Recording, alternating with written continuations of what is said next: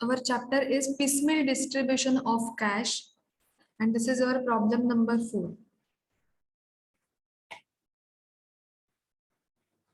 Previous lecture पर्यंत आपण जे प्रॉब्लेम्स सॉल्व्ह केलेले आहेत हे बेसिक प्रॉब्लेम होते की ज्यामध्ये लायबिलिटीज फार दिलेल्या नव्हत्या, एक्सटर्नल लायबिलिटीज नव्हत्या किंवा प्रेफरन्शियल लायबिलिटीज नव्हत्या. आता हा जो प्रॉब्लेम आहे यामध्ये लायबिलिटीज आहेत, like loan from Q, then loan दिलेलं आहे, देन कॅपिटल बॅलन्सेस ऍडजस्ट करायला इथे जनरल रिझर्व्ह दिलेले आहेत. सो आपण हा प्रॉब्लेम जो आहे हा सॉल्व्ह करूया.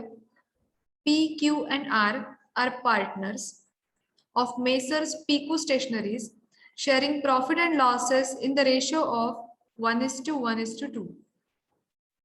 So Pico Stationaries मध्ये P, Q and R असे 3 पार्टनर आहेत आणि त्यांचा प्रॉफिट शेअरिंग रेशो आहे 1:1:2.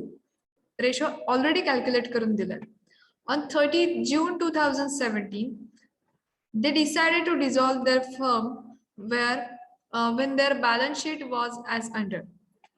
30 जूनला त्यांनी त्यांची फर्म ही डिझॉल्व्ह केलेली आहे. सो आता त्यांची बॅलन्स शीट जी आपल्याला दिलेली आहे, बॅलन्स शीट मध्ये लायबिलिटी साइडला कॅपिटल बॅलन्सेस त्यांचे दिलेले आहेत, then general reserves are given, then loan is given 40,000. Next, the realization and expenses of realization were as stated below. रिअलायझेशनच्या डेट्स दिलेल्या आहेत.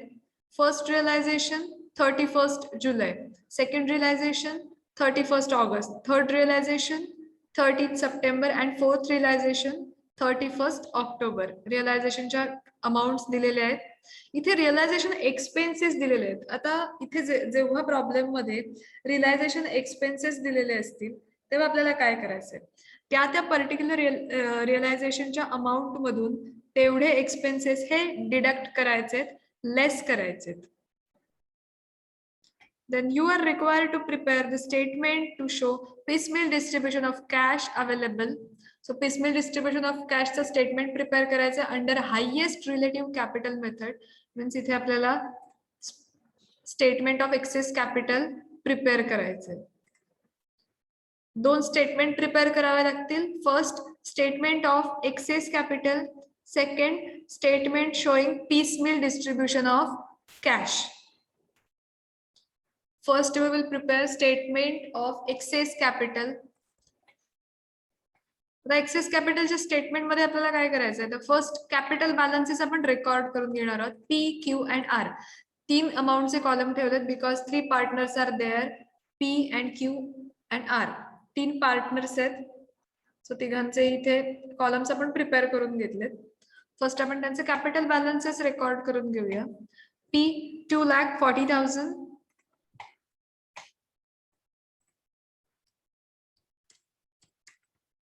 Then Q, it is 1,60,000.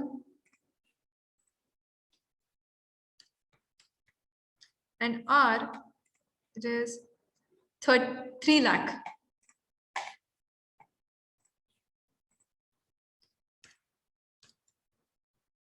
Capital balances आपण record करून घेतले.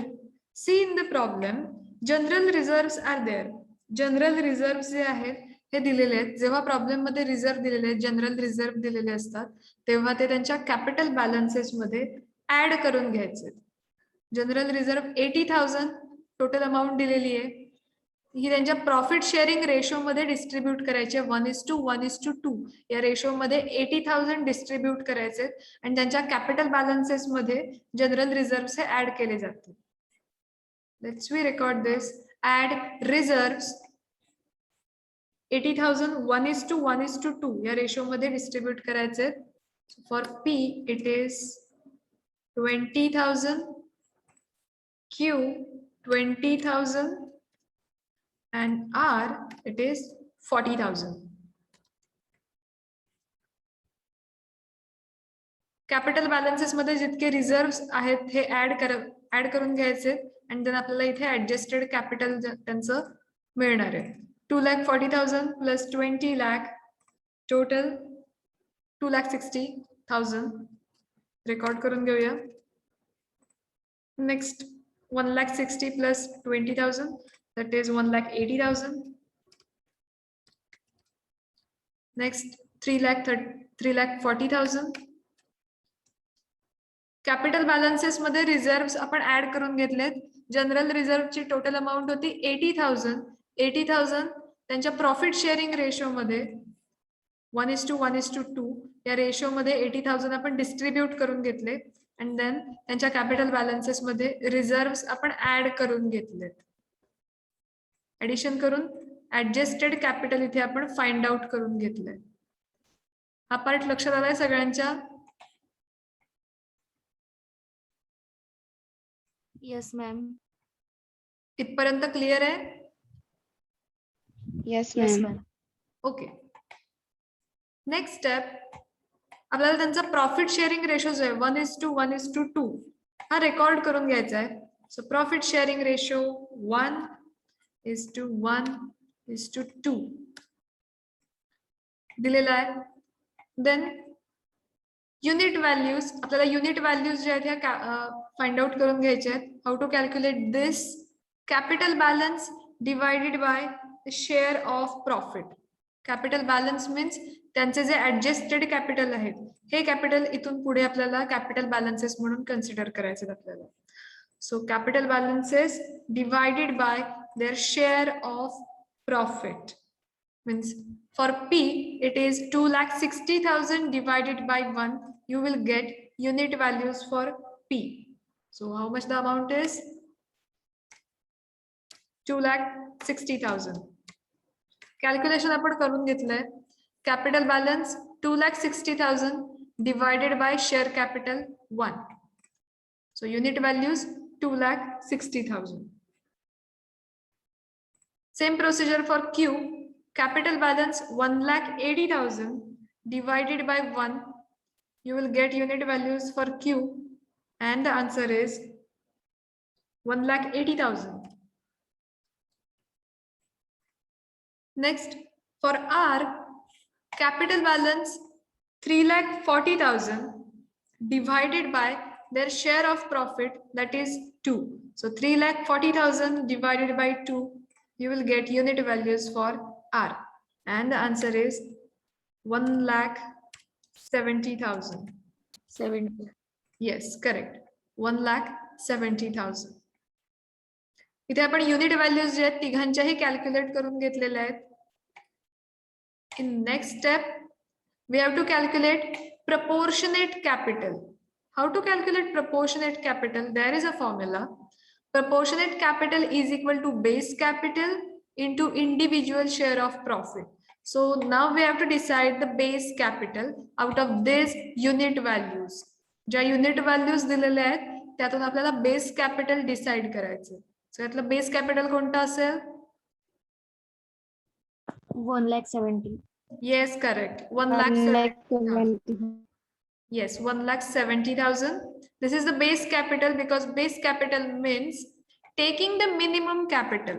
यातली जी सगळ्यात लेसर अमाउंट आहे, जी मिनिमम अमाउंट आहे, that is our base capital. So base capital 1,70,000.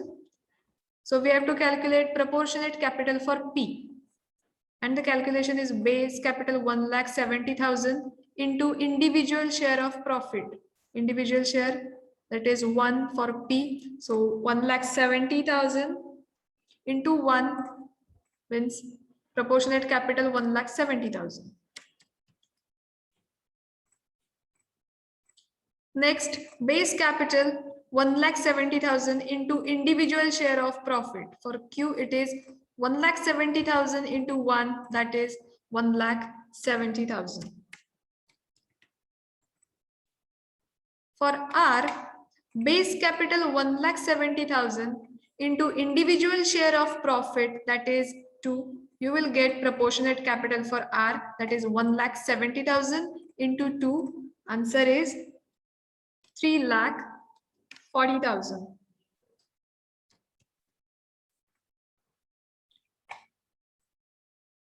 So proportionate capital चा पार्ट लक्षात आलाय सगळ्यांच्या? Yes ma'am.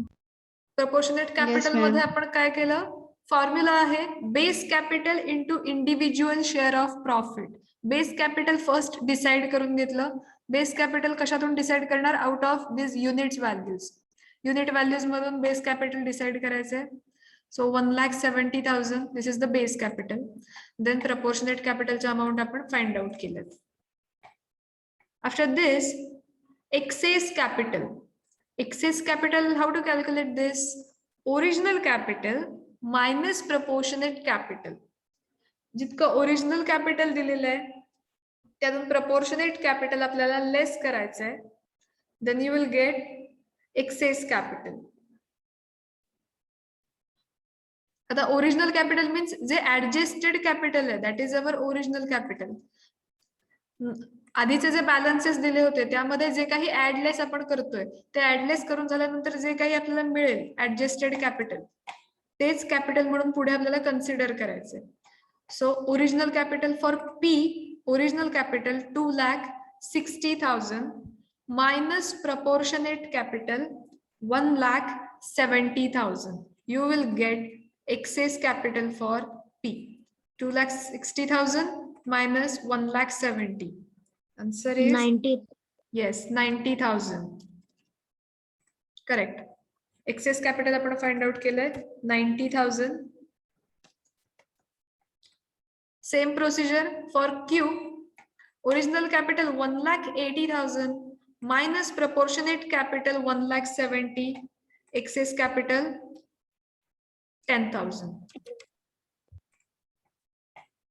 Next, for R, original capital 3,40,000, proportionate capital 3,40,000.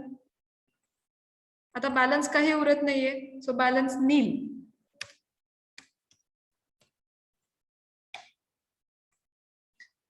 आता R चा balance nil झालेला आहे. P आणि Q आता दोनच फक्त पार्टनर्स आहेत हे उरलेले आहेत. सो परत आपल्याला सगळ्या procedure means unit values, proportionate capital and excess capital याच प्रोसिजर परत करायचे आहेत. So next is we have to calculate unit values. आता आपल्याला परत युनिट व्हॅल्यूज कॅल्क्युलेट करायचे आहेत. Excess capital divided by the share of profit. Excess capital इथे आपण फाइंड आउट केले तिघांचे.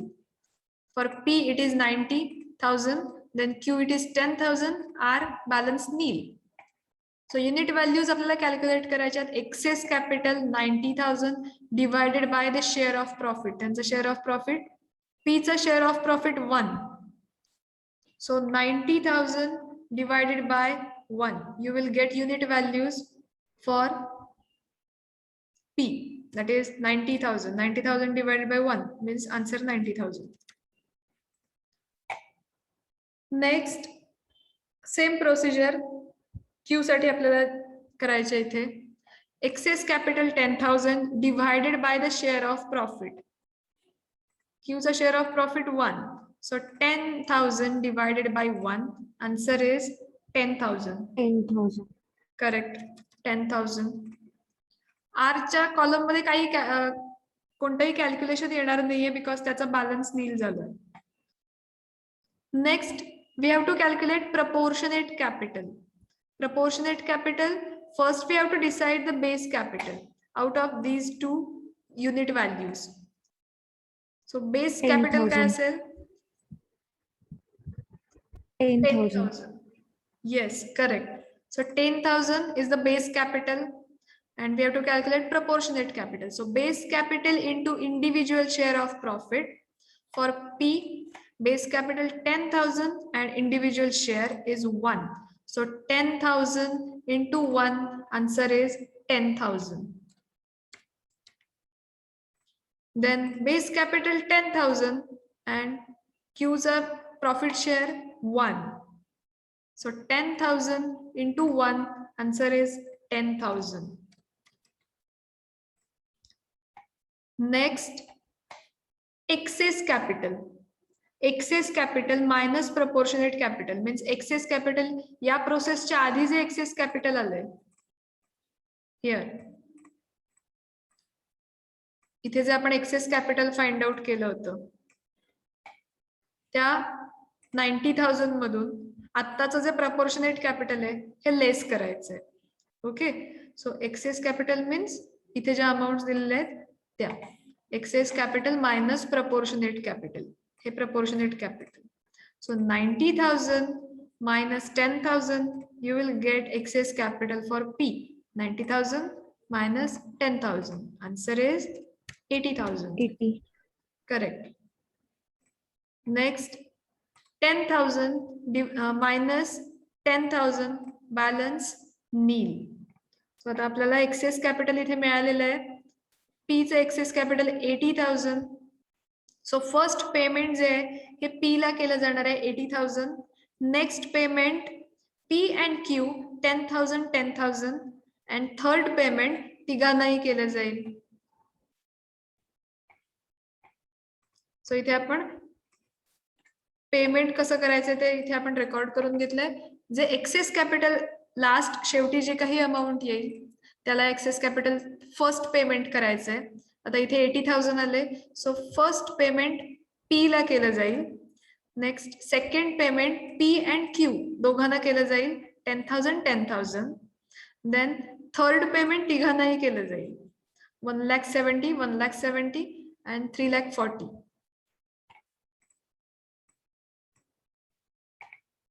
हा पार्ट लक्षात आलाय सगळ्यांच्या? Yes ma'am. Yes, ma'am. यामध्ये कोणाला काही डिफिकल्टीज किंवा काही क्वेरीज असतील तर आपण So we have calculated statement of excess capital. Statement of excess capital आपण calculate केलंय. Then we have get here first payment for P 80,000, second payment P and Q 10,000 10,000 and third payment it is for all P, Q and R. For P it is 1,70,000, Q it is 1,70,000 and R it is 3,40,000. Let's we prepare the statement of piecemeal distribution of cash. In piecemeal distribution of cash, we have prepared here column first creditors, loan, these are the liabilities, and after that we have prepared three columns for capital accounts P, Q and R. First we will record their balances. Let's we record this.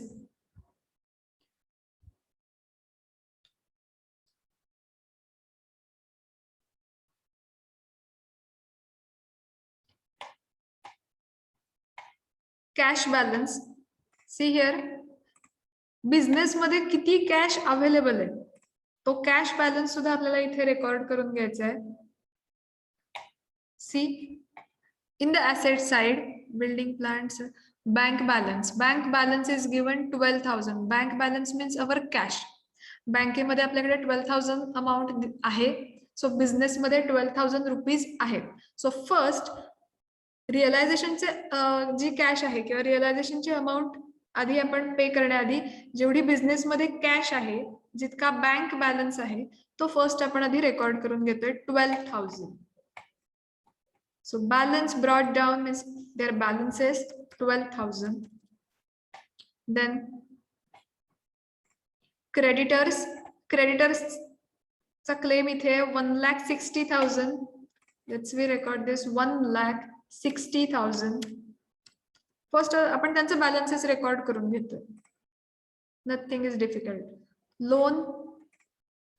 Loan from Q that is 40,000.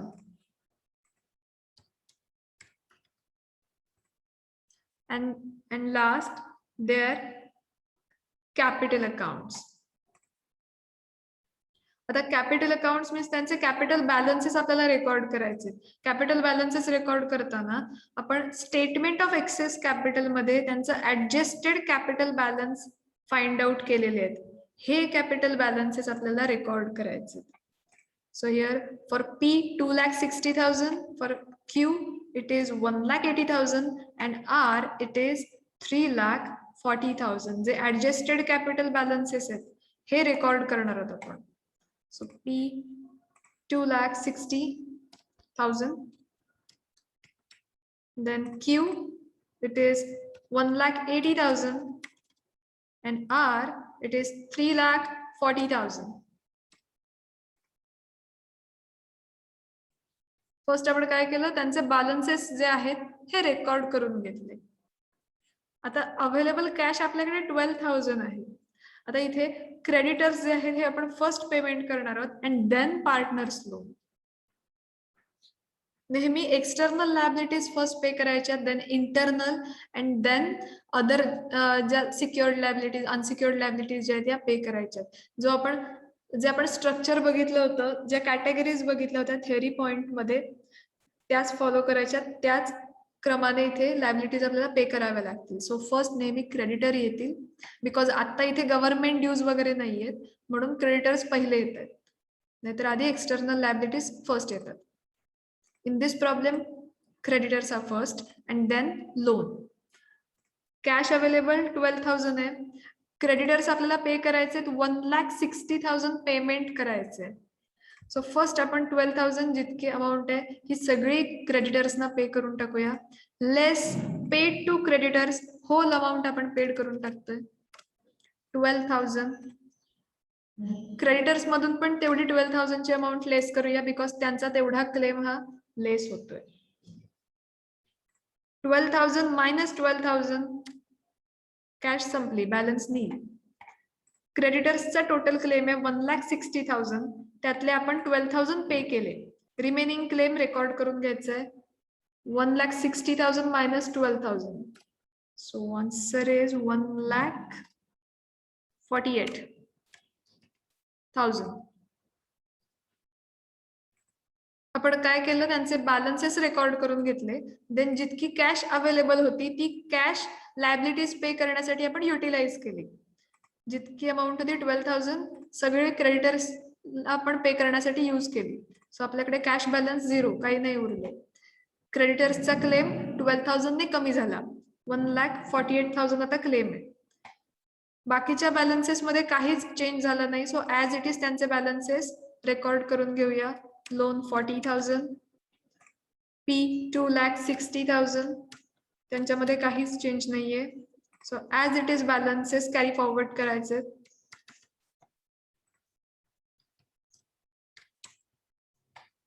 So इथे आपली एक step जे ही complete झाली आहे. हा part लक्षात आलाय सगळ्यांच्या? Yes ma'am. Yes, ma'am. Okay. Yes, ma'am. यामध्ये आपण काय केलं, जितकी कॅश अवेलेबल होती बिझनेस मध्ये ती फर्स्ट आपण युटिलाइज केली लायबिलिटीज पे करण्यासाठी. ओके. आता आपल्याकडे कॅश आहे का? कॅश नाहीये, आपली कॅश संपले. नेक्स्ट रिअलायझेशन इथे first realisation, second, third and fourth 4 realisation दिलेले आहेत. त्यांच्या डेट सुद्धा दिलेले आहेत. जेव्हा डेट्स दिले असतील तेव्हा पर्टिक्युलरली डेट्स मेन्शन करायच्या पर्टिक्युलर्स मध्ये. सी फर्स्ट रिअलायझेशन 31 जुलै 1,10,000 रिअलायझेशनची अमाऊंट आहे.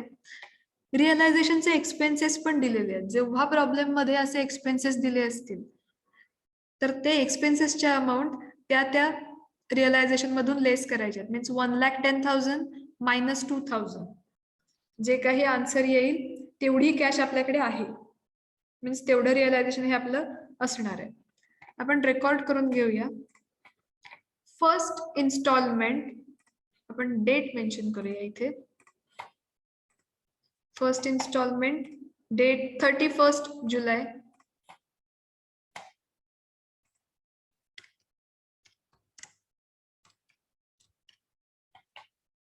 फर्स्ट इन्स्टॉलमेंट 31 जुलै.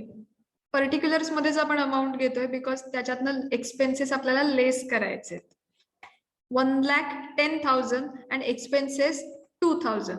So 1,10,000 first installment ची अमाऊंट लेस एक्सपेन्सेस 2,000. जी काही अमाऊंट येईल ही आपली कॅश अवेलेबल असणार आहे. 1,10,000 minus 2,000 means available cash balance is 1,08,000. आपण काय केलं, फर्स्ट इन्स्टॉलमेंट जेवढी होती त्यातनं त्याचे एक्सपेन्सेस लेस केले. जेवढी कॅश अवेलेबल आहे ती आपण कॅश कॉलम मध्ये रेकॉर्ड केली. आता आपल्याकडे कॅश अवेलेबल आहे 1,08,000 आणि आपल्याला ह्या सगळ्या लायबिलिटीज पे करायच्या आहेत. फर्स्ट आपण क्रेडिटर्सची लायबिलिटी पे करणार आहोत. So less paid to creditors, whole amount आपण पे करून टाकूया बिकॉज क्रेडिटर्सचा क्लेम आपला खूप मोठा आहे. सो 1,08,000 होल अमाऊंट आपण पे करतोय. Less paid to creditors 1,08,000 minus 1,08,000. First installment संपली, बॅलन्स नील, कॅश संपली आपली. 1,48,000 चा क्लेम आहे क्रेडिटर्सचा, लायबिलिटी आपल्याला 1,48,000 ची पे करायची आहे, त्यातली आपण 1,08,000 अमाऊंट ही पे केली. सो रिमेनिंग जितकी लायबिलिटी आहे ती आपण इथे रेकॉर्ड करून घेऊया. 1,48,000 मायनस 1,08,000. Remaining claim 40,000. इथे आपली कॅश संपलेली आहे, क्रेडिटर्सनाच आपण पे केलंय. पुढच्या ज्या लायबिलिटीज आहेत त्यामध्ये काहीच चेंज नाहीये. सो ऍज इट इज त्यांचे बॅलन्स कॅरी फॉरवर्ड करून घ्यायचे. So loan 40,000, capital balance 2,60,000, and for Q it is 1,80,000 and R it is 3,40,000. यामध्ये काहीच चेंजेस झालेले नाहीयेत. सो ऍज इट इज आपण त्यांचे बॅलन्सेस कॅरी फॉरवर्ड केले, जस्ट क्रेडिटर्स मध्ये चेंज झालेलं आहे. इथपर्यंतचा पार्ट लक्षात येतोय? Yes, ma'am. Yes, ma'am.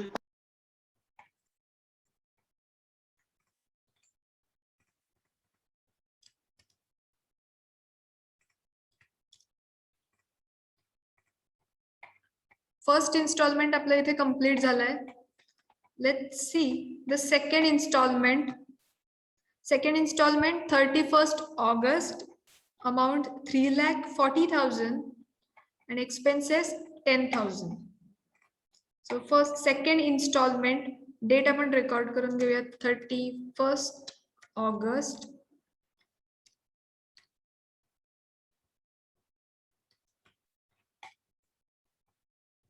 31st August. इन्स्टॉलमेंटची amount 3,40,000 less expenses 10,000. So available cash is 3,30,000. आता आपल्याकडे कॅश किती अवेलेबल आहे? 3,30,000 आपण पे करू शकतोय.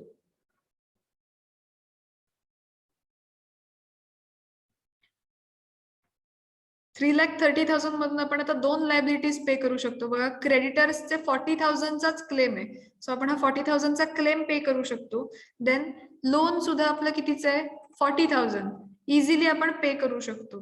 सो आपण less paid to creditors and loan, या दोन ज्या लायबिलिटीज आहेत या फर्स्ट आपण पे करायच्या आहेत. So less paid to creditors and loans. 40,000 क्रेडिटर्सना पे करणार आहोत, 40,000 लोन साठी पे करणार आहोत. सो टोटल आपण 80,000 पे करतोय. 40,000 for creditors and 40,000 for loan respectively. Less paid to loan and creditors. आता available cash balance 3,30,000 minus 80,000. Available cash balance आपल्याला रेकॉर्ड करून घ्यायचं आहे. 3,30,000 minus 80. Available cash balance is 2,50,000.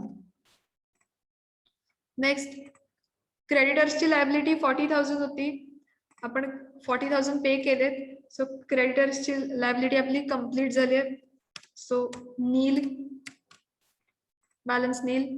Loan सुद्धा आपल्याला 40,000 चा पे करायचं होतं, आपण 40,000 पे केले, balance Neel.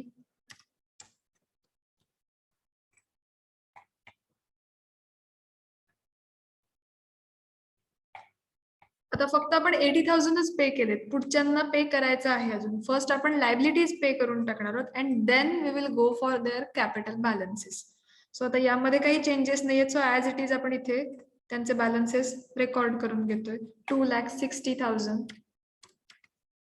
Then 1,80,000 and 3,40,000. Liabilities दोन होत्या त्या कंप्लीट झाल्यात. त्यामध्ये क्रेडिटर्स अँड लोन हा पार्ट आपला इथे कंप्लीट झालाय.